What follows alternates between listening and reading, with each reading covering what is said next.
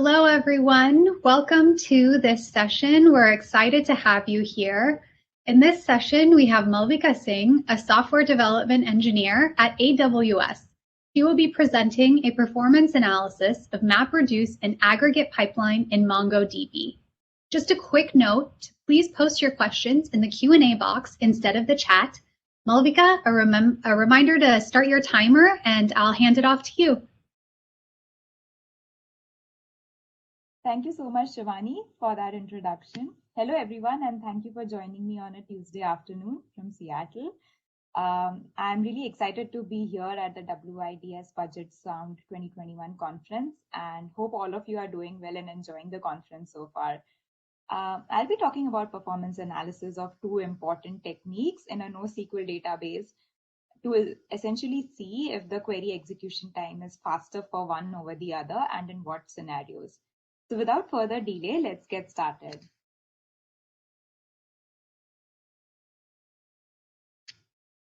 The data explosion is not new to us.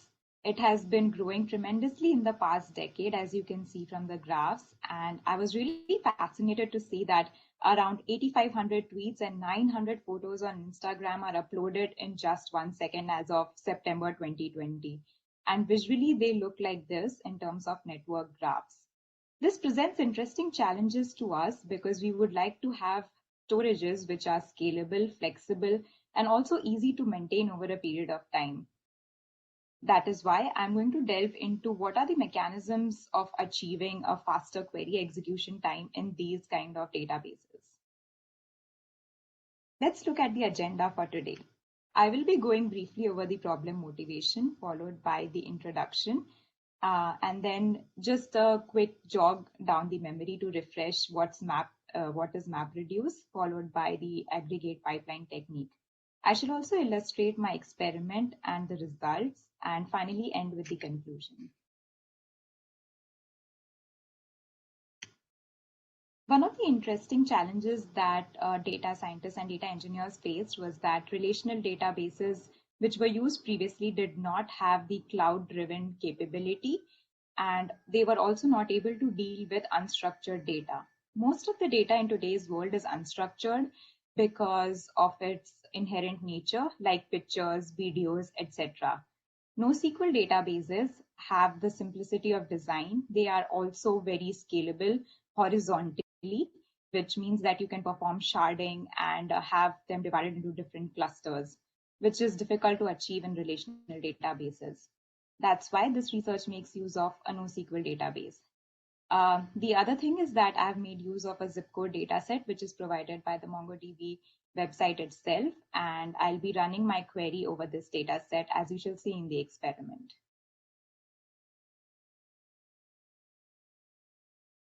One of the reasons for choosing MongoDB is because you can see that it definitely is more popular than its other counterparts over the last 4 years, as shown by Google Trends. It uses a document-based technique. The other 4 concepts in NoSQL databases are the key value pair storage, the graph-based database, and also the column-oriented database. But MongoDB uses the document-oriented database technique. Next is the MapReduce technique. Quickly going over how the technique works. I'll use an example to illustrate this method. Let's consider there are 3 customers, A, B, and C, and they purchase different number of items at different instants in time. For example, A purchases 1 item at in the first week of the month, B purchases 2 items, and so on. The map step essentially combines the number of items purchased in different snapshots and associates it with A. Similarly, for customer B and for customer C. The reduce step is used for performing mathematical computation. In this case, we are performing summation. So customer A purchases a total of 4 items, customer B 3 items, and C 1 item. And this is stored in the collection, which can be used by the company or the user for whatever processing that needs to be done. An essential feature of MapReduce is that it is parallel in nature, and this provides a highly scalable, efficient, and fault-tolerant solution. The aggregate pipeline, on the other hand, follows a linear approach.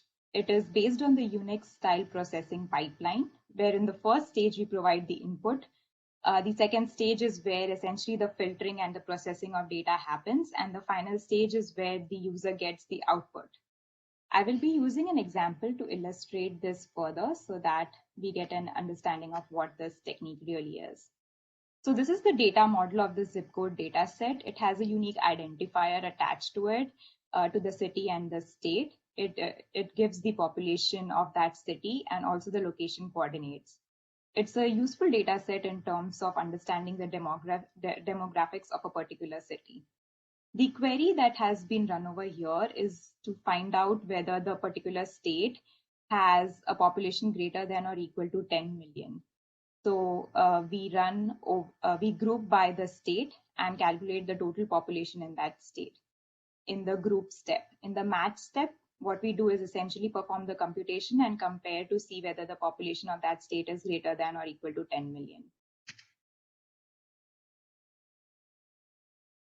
This is how the experiment was performed on the MongoDB server.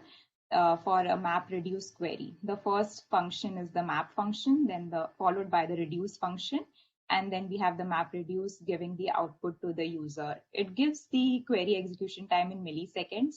It has a profiling overhead, but for the purposes of this study, it was very small and we've chosen to ignore it. And this is how the execution for the aggregation pipeline looks for in the MongoDB server. As you can see, the total population for the states is calculated, and the approach is following the linear pipeline method that we discussed previously. The results were pretty amazing because using a Windows machine, the aggregation pipeline performs 3 times faster than the MapReduce technique when the data set is of small or moderate sized nature. This happens because the aggregation pipeline in MongoDB uses indexing and also has optimization techniques, especially in the grouping stage, which helps it to achieve this kind of performance. However, if you have larger data set or if you have dynamic data set, like let's say, for example, you have live feed from social media, then probably MapReduce would be a better technique because of its parallelism and high availability. As you can see from the results, when the data was passed in increments, MapReduce did a greater job and gave us faster query execution times. In conclusion, I'd like to say that aggregation pipeline is definitely a good method if you have small to moderate sized data sets. Because every stage in aggregation pipeline has approximately a few hundred MB of data for each stage, unless you specifically allow for disk storage, which is why running over large data sets and using complex nested queries may get slower for when you have big data sets. On the other hand, if you use MapReduce, it will be better for dynamic queries. The aggregation pipeline concept is used by many business intelligence tools because it's easier to import data and also to perform analysis and output a visualization. With that, I would like to conclude my presentation and take any questions that you may have at this point. Thank you for joining me and hope you have a good rest of the conference.